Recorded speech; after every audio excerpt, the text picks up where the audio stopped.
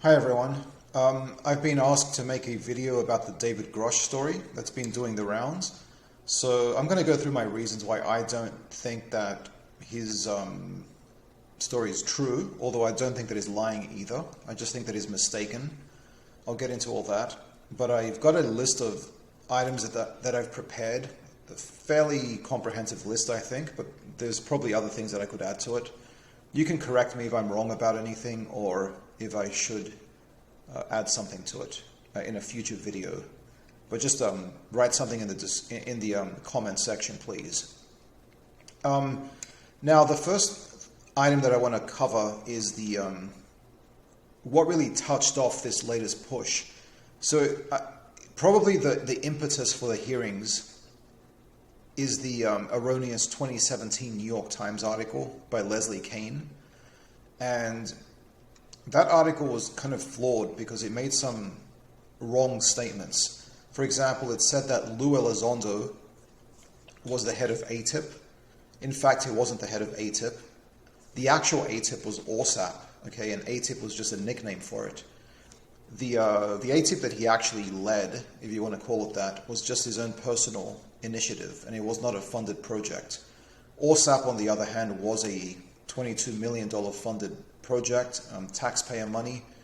It was actually looking predominantly at Skinwalker Ranch kind of paranormal phenomena, and a little bit to do with UFOs, but mostly to do with poltergeists and, you know, weird things supposedly going on at Skinwalker Ranch in Utah. So that's just paranormal nonsense, and there's a stupid TV show on cable TV. You can check that out, but anyway, that's what ORSAP was really about. The other claim, well, actually, she didn't really cover that aspect because she wanted to advocate for UFOs and to make them respectable. So she didn't talk about the paranormal Skinwalker stuff. She just looked at the UFO stuff.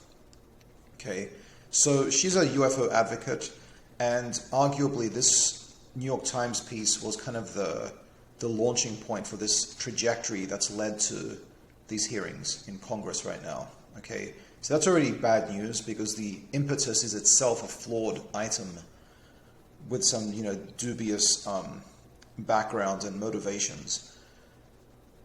Secondly, there's another adjacent story, the 1947 Roswell Crash.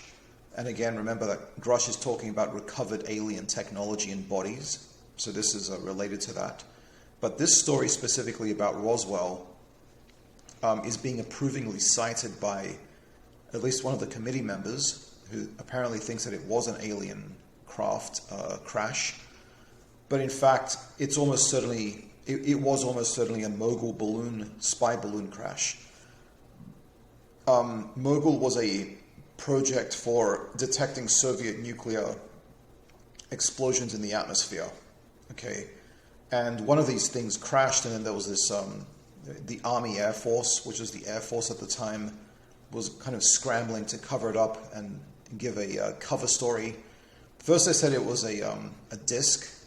This was the year of Kenneth Arnold, okay, in his, I think June, right, 1947, sighting of 9 actually crescent-shaped objects. He described them as though they were like skipping across the water, as though they were saucers, and then the name saucer stuck, okay? And that became kind of the iconic shape of UFOs. But in fact, they were crescent-shaped in his original telling.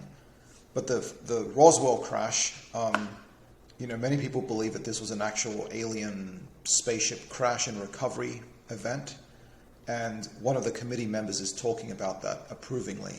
Okay, so that's also entering the stream. It's being injected into the stream, and that's another problem. The opening statements in the hearings were by Navy pilots, Ryan Graves and David Fravor. You probably know about those guys. Ryan Graves I don't think he said that he ever saw a UFO when he was flying his F-18 fighter jet, but that he might have seen something when he reviewed some footage. Okay, And he was also told by various other pilots that they had seen UFOs. David Fravor is the kind of famous protagonist of the Nimitz encounters incidents. And along with Alex Dietrich, who was the pilot of the other F-18, and also the systems officers of those planes, because they're two-seater jets. They were also witnesses to this. But they did not describe crashed technology, so, why are they there in the hearings? Why are they the opening acts? Okay, neither of them describe experiencing anything to do with a crash, so it's kind of a bit strange. It's sort of like filler, like when you watch a video on YouTube and you expect it to be good and informative, but in fact they just waste your time with like 20 minutes of irrelevant stuff. It just kind of feels like that. There's some problems as well, in fact, with the Graves and Fravor claims. I'm not going to get into that, but that's also problematic. Grusch has himself mingled, at least since 2022, but probably earlier, with some UFO advocates and grifters. Okay, people like George Knapp, Travis Taylor, Jeremy Corbell, Lou Elizondo, and in fact his own boss, Jay Stratton at UAPTF. So Grusch has got a pretty good resume. He's worked at the National Geospatial Intelligence Agency, the National Reconnaissance Office, Air Force Intelligence, and some other assignments. So he's got a pretty good background. This would seem to make him a credible witness, right? His boss at UAPTF was Jay Stratton, who had been involved with, I believe he'd been involved with ORSAP, okay, the Skinwalker investigation. Jay Stratton thinks that he is parasitized by poltergeists from Skinwalker, okay. So he's been described by a former colleague as a nut job, and he was the boss of Grusch. So that is a major red flag. And some of these other people are also involved with Skinwalker Ranch. George Knapp has written a book with Colm Kelleher, who was also involved with ORSAP. Travis Taylor is one of the scientists and kind of celebrities, actually, who appears in the cable TV program. Jeremy Corbell, obviously he pushes this stuff all the time. Lou Elizondo is kind of adjacent to the Skinwalker stuff, but not super into it. Okay, so these people are sort of revolving around that story to an extent, to various extents. Another red flag, obviously. Grusch is now also being promoted by Ross Coulthart, Australian journalist, okay, and he's been a major advocate for UFOs. He is actually, has been involved in some breaches of journalistic ethics, including a story in which he claimed that some British politicians were pedophiles. And an Australian TV fact-checking program actually completely demolished Ross's claims on that story. Okay, so that was a major breach. Some other controversies involving Ross. And so this is the guy who's kind of bringing the Grusch story to the public and has been like the main interviewer in the English-speaking world. Grusch has also talked to foreign, I think he's spoken to the BBC. He's spoken also to a French newspaper. I'll get to that later on. Grusch repeatedly declined to answer questions on the basis of classification of sensitive information. So several times during the hearings he was asked a question and he would say that he can't answer that because of national security concerns. So DOPSA, which is the office which is responsible for screening sensitive information, so making sure that it doesn't get out when members of the IC or the military make some public publication for public consumption. DOPSA is responsible for making sure that no sensitive information gets out. So they had already screened Grusch, okay, and presumably also his media interviews, including those with the foreign news agencies. So what really are we getting from the story that's a revelation? Because if DOPSA is allowing his alien claims to go through, but not the other stuff, then, you know, the alien claims are sort of very derivative of what we've been hearing for decades from crash stories, including Roswell, right? So again, like, how is he really a whistleblower if DOPSA is allowing him to speak on these things? The really crucial thing would be to know who are his sources. So he claims that about 40 people from the IC, and I guess the military, and maybe also defense contractors, have acted as his sources. They claim to have touched alien technology or bodies of ETs. Grusch himself does not claim that he has done that. Okay, so he's conveying other people's stories. The identities of these sources, it's still not known to the public, but apparently, or reportedly, it is known to the Inspector General of the IC. So we'll see if that those people are ever revealed publicly. Although I think Elizondo is one of the sources, as we'll come to in a moment. Let's see, where was I? Yeah, so the DOPSA all clear is not an endorsement of his claims. When DOPSA gives the all clear for a publication to, you know, go public, it doesn't mean that they endorse what is mentioned in it. It just means that no sensitive information is coming out. So it can be complete fantasy, but it doesn't mean that it's true. It just means that no sensitive information has leaked. Grusch appears to be autistic. Okay, so ASD, or autistic spectrum disorder. This is a cognitive state that scientific study has suggested makes people less able to determine if others are lying to them. So in other words, it makes people more susceptible to manipulation. Very, very serious problem for somebody claiming these extraordinary things from these as yet anonymous to the public sources of information. So that's really, really problematic. That's a major red flag. Now, there's actually a study that I'll link to, and I actually became aware of this study from a Truth Seekers episode by Stephen Cambion. The study is by Williams, Nicholson, Grainger, Lind, and Carruthers. It's called Can You Spot a Liar? Deception, Mind Reading, and the Case of Autism Spectrum Disorder, Autism Research, 2018. And I'll give you the link for that reference. I think this might be one of several studies that look at that aspect of autism.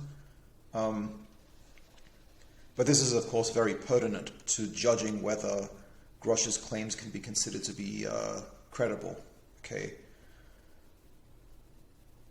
Grusch's struggles with PTSD, post-traumatic stress disorder. This is also relevant.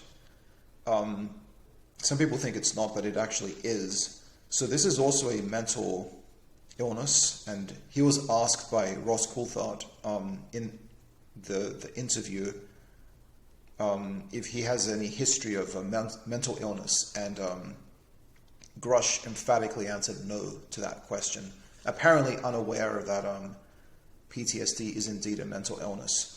But the important point really is that things like PTSD and depression, which he also suffered from, could make somebody more susceptible to exploitation by foreign intelligence, and also alcoholism. So he'd also abused alcohol as a result of his depression. He'd actually threatened to end himself in front of his wife. She had begged him to seek help. A judge actually ordered that he be sent to a mental health ward at a hospital, and he spends a few days there, and he was able to keep his security clearance. Now, on that issue, we have to ask, who was instrumental in letting him keep his clearance?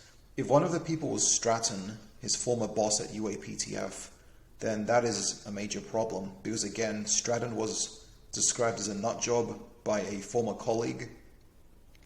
And if he was involved in that decision, then obviously that's an issue. I think that's all I wanted to say on the PTSD and depression and alcoholism aspect, but it also adds to the problem of autism, okay, which is already itself pretty problematic. This could also speak to a problem within the American IC, the fact that he was allowed to keep his clearance, because there could be a dysfunctional thing going on in different senses. So first of all, that he was allowed to keep the clearance. So there could have been like kind of an old boys network, or like, with the police, the blue wall of silence where they protect each other. So that's dysfunctional. But there's also the dysfunctional thing in terms of epistemology and knowing what's true or not. There could be some sort of process going on where there's sort of covert gossip. I'll get to that in a moment as well. But that it is, rife within the IC, or that they have to reform it somehow to stop that sort of thing from happening. Because the IC is supposed to be an objective institution assessing data for policymakers so that they can make good decisions. But if this sort of thing is going on, then that's a major distortion of the process. Grusch claims in his CV that the Soul Foundation, this is I think it's a non-profit, but it's associated with Gary Nolan and Christopher Mellon. These are two very UFO-centric people and advocates. But Grusch says that the Soul Foundation is the premier center for research in the natural and social sciences, engineering, and the humanities. This is a pretty bold claim, isn't it? This obscure organization being the premier center for research. That seems a little bit strange. Maybe Grusch is just kind of pumping up his CV to make himself look better. It's a pretty common thing people do. So it could just be that, but it could also be again, a lack of discernment, unable to tell whether people are lying to him or not, and being easily manipulated, which is not what you want in an intelligence officer. So that's a potential red flag right there. If Grusch's autism and PTSD were known to the aforementioned UFO core believers like George Knapp, Taylor, Corbell, etc., then this suggests a campaign, or at least a tacit collective agreement to exploit Grusch, a man with mental health issues, and doing this for the sake of pushing an agenda. So that would be a major ethical breach. Excuse me. Now, of course, also, Grusch's accounts are from other people. He doesn't claim that he saw or handled the alien tech or the bodies of the aliens. He's just conveying this from other people. 40 witnesses or so that he's saying. Now, we don't get the bodies, we don't get the alien tech for scientific analysis. That would be definitive proof, actually. But that's what we never get. We never get that. We just get a bunch of stories. In this case, we didn't even get verified documents, okay? So really nothing other than stories. And yet people assume that just because he seems credible, that he's got the background, that therefore he must be telling the truth, or that what he says has to be true. That it doesn't follow from that. The hearings are occurring against a very interesting cultural and social backdrop. So what's going on today in American society, and also to an extent Western society more generally, is a proliferation of fake news and attacks on consensus reality, where opinion replaces fact, where appearance replaces analysis, and people are just kind of narcissistically believing whatever they want, okay? And that's the sort of backdrop, and also the anti-government narrative that's tied up in that. This idea that the government is always out to get us, that they're lying to us about everything, that they are covering things up, in this case, UFO, bodies, alien bodies and UFOs. So you can see the overlap there and the appeal to this sort of thinking that UFOs would present. You think about like QAnon, Trump's fake claims about the election, Russian propaganda and active measures, people acting as Russian mouthpieces, etc., etc. These things are all tied together, and that's the backdrop against which the hearings are taking place. Some of the committee members themselves seem to be kind of credulous and leaning into that anti-government narrative, which is pretty dangerous, I think. Grusch's testimony has drawn fire from the head of AARO, that's the AARO, Sean Kirkpatrick, okay? So this is the official government body for investigating UFOs right now. It is a replacement of UAPTF, and I think there are actually a couple of iterations in between UAPTF and AARO, but the current one is AARO. Sean Kirkpatrick leads that, and he has said that he finds Grusch's testimony to be insulting to the men and women of the IC and the military. Now, I believe that Kirkpatrick has not given testimony under oath, unlike Grusch, to Grusch's credit. So I don't think that Grusch is lying, although he could be. I mean, it's not at all inconceivable that he's just lying, but I don't think that he is. I think instead what's going on is a kind of, I call it the periphery hypothesis, but I also mentioned another term, covert gossip, which is a much older term, but other people have developed the idea, such as Jack Brewer and I think Jason Colavito and other people. Basically what goes on is that within institutions dealing with secrecy and covert operations and intelligence, you have a lot of compartmentalization and censorship. So this may be a conducive environment for myths to develop. And some people may just believe in UFOs for different reasons. They might absorb things from the culture or from the media, and then they will hear things in their institution, and they will interpret those things as being a cover-up for alien crashes or bodies or whatever. But it's actually something completely different. It's just that they don't have the access to that information because their security clearance doesn't give them enough access, okay? So they kind of start to form this picture in their head that there's a cover-up to do with alien technology. And they might also hear similar stories from other people in the organization who might also believe similar things. And so these stories kind of circle back around and they become reinforcing in this environment. That's another problem in a world of secrecy. And it could be a structural or inherent problem within the IC. But maybe reforms would, deal with that. I talk more about that in my article on ufologyiscorrupt.com, and I'll link the article in the description to the video. But probably something like that's going on. If you also think about the former Canadian Defense Minister Hellier, I forget his first name, but his last name is Hellier. He believed that there were 4 alien species on Earth. Okay. There was another guy, the head of, or the former head of Israeli space security. I forget his name, but he's over 80 years old now. He believes, I think he's still alive, I could be wrong, but he believes that there are various alien species on Earth and that we actually have a joint operation with the aliens on Mars. Okay, this is just space opera Scientology nonsense, but apparently some officials believe this stuff. There was also another guy in the US Army. He worked for NATO in Europe. Dean, I think, something Dean. He was also,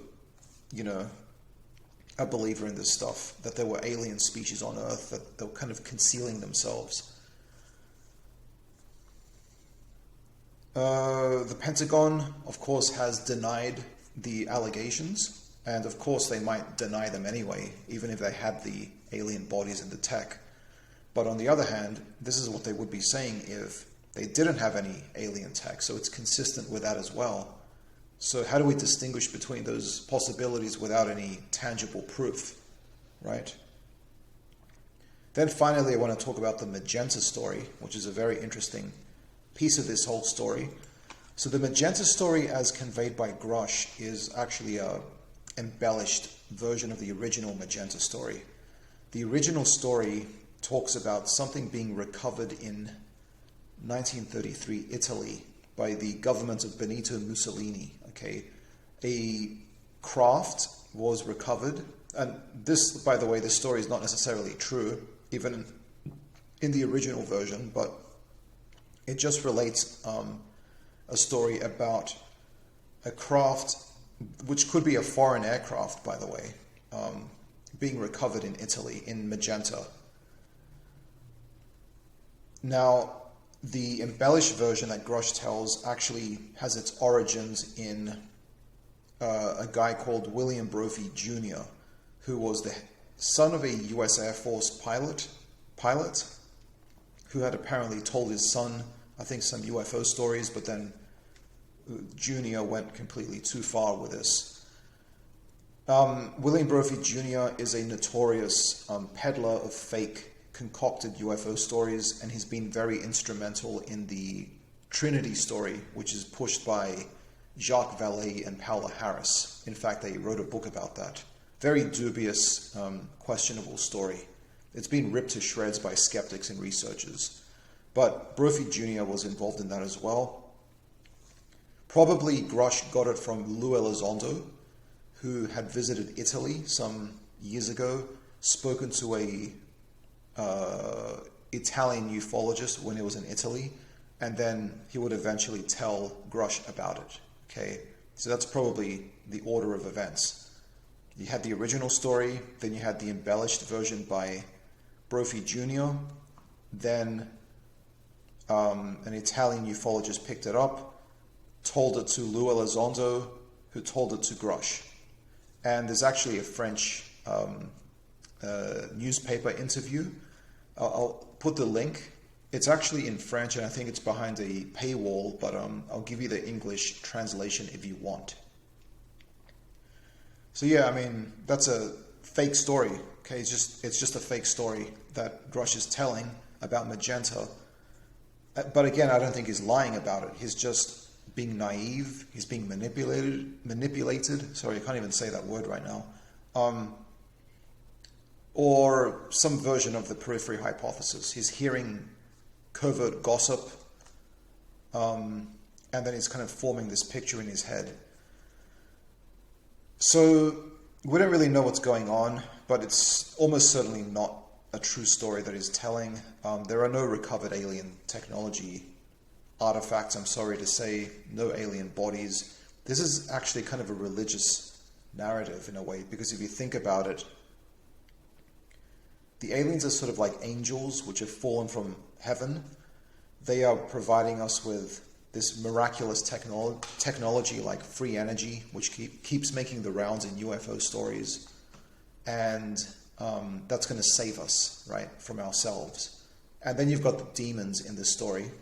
Every time you've got angels, you also need demons. So the Men in Black, the Silence Group, whatever it is, they're quashing this story and keeping it from the public.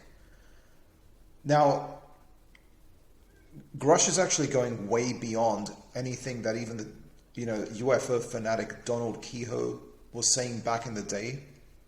1950s disclosure advocate Donald Keyhoe, he was already saying that the Air Force was covering up stuff from the public, and he was saying that they were silencing people through pressure and maybe intimidation. I'm not sure that he ever mentioned murder.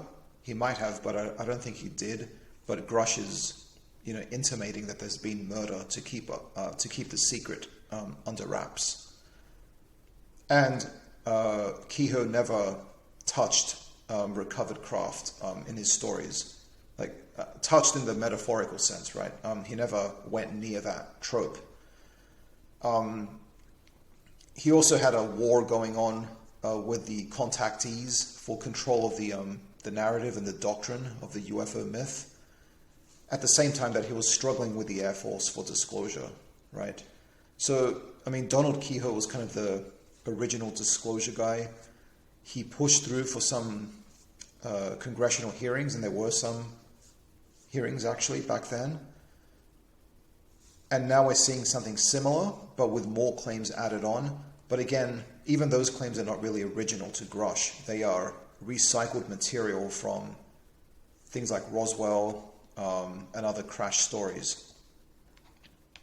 Anyway, that's my thoughts, and please let me know if I made any mistakes or if you think I should have included something else. And I'll talk to you soon. Thank you.